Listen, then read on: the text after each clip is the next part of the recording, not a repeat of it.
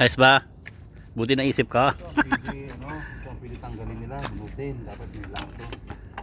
Oo, yan ang nakalimutan Ito, niya. dapat may lock ito dito. Hindi, dapat ito. Hindi niya sinagad para doon. Ito ang pili hugutin sa loob, sa labas eh. Dukutin lang eh. Pero hindi, kaya may lakman dito. Saan? Ito. Nga. Yan o. May lock din yan o. Pag ginano mo yan o, nakalak yan o dito. Bebe. Yan, dalawa na yan o. Nga. Dalawa yung lock niya nilagay na yan. Oh. Lock na yan. Hindi, lalagyan mo talaga siya ng lock yan. Kandado tulad dito na nilagay mo, yung inalis mo kanina. Alam niya rin, Jornel.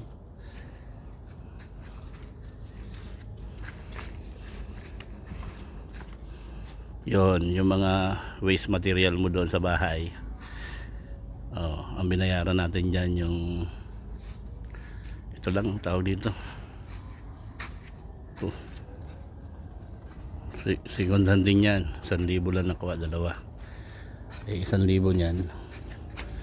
Mapping. Oo. Well, ano? Yan, ganda. Parang simbahan, no?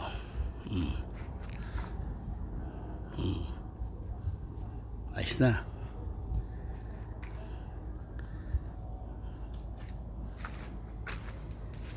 Ito talagang ito binatak talaga to eh. Ayusin na lang. Maganda humigpit lahat yan dahil yung binatak. Okay naman na. At least natapos. Ayun ang kabuuan. Yan. Sabi sa akin ng nag-quote, bubong 47,000.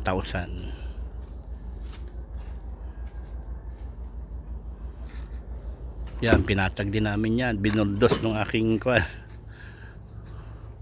labor. Kung gaano kahirap. Hindi lang mga nalinisan kasi gabi na rin kami natapos. At least yan, parang kaharian na si Papa. Ganda yan pag may bubong na kwadro de agua. Yan, at least yan, patamantala yung alambrin yan habang paplano pa si Madam Bubbles. Ito yung mga buto dyan namin nilagay. Tapos yung drum ni Kwan hindi niya nakuha pati yung walis natin. Okay na yung walis dito. Ito yung kay Karen, kay Mark, sa anak ko, tapos yung kapatid ko, anak ni Mama Linda. Palagyan na lang ng lapida yan pag may budget na. Okay. May gate din doon. Yan.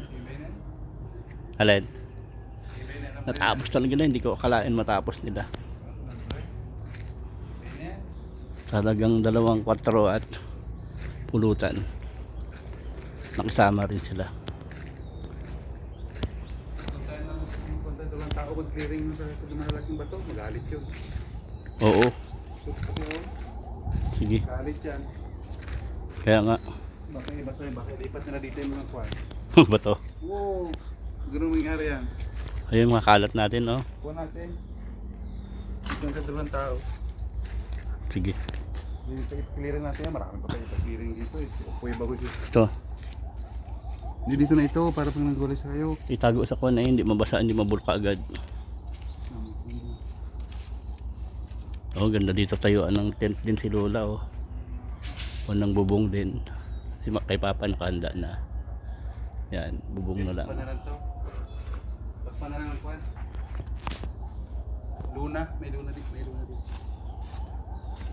Yan na, hindi na nakita si Delgado, pati yung kapitbahay. Hindi, may wala naman silang masabi dahil actually pinaganda namin din yun sa kanila.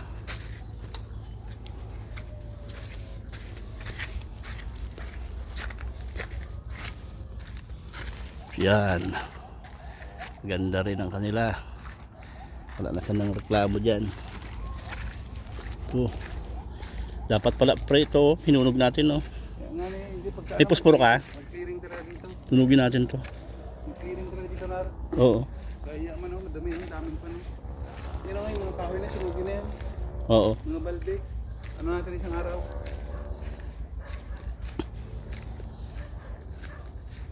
Bukas hapon eh. Hindi, oo. Pagka ano, pagka wala silang trabaho na doon, dalit dito. Ha? Oo.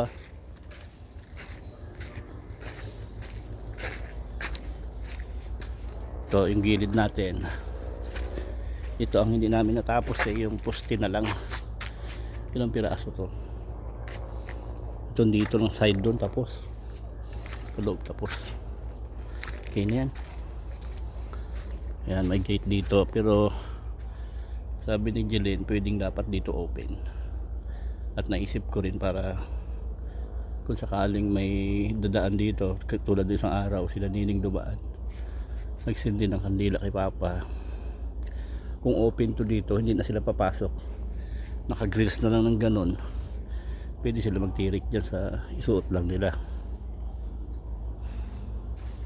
Yun sana, pero madali na lang yun pagbubong.